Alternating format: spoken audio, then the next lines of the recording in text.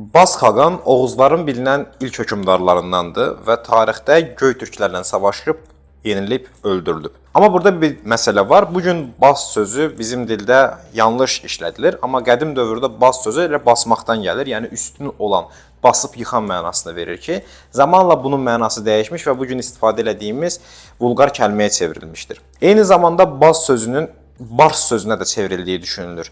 Çünki Avrasiya çöllərində qurtdan da güclü bir canlı var idi ki, ona pars və yaxud da ki bars deyirlər.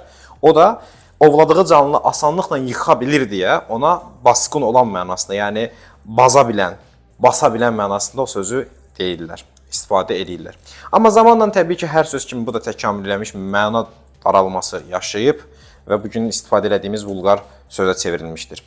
Amma dilimizdə bugün istifadə etdiyimiz sehirbazdır, arvadbazdır, bu kimi sözlərdəki baz farscadan keçib.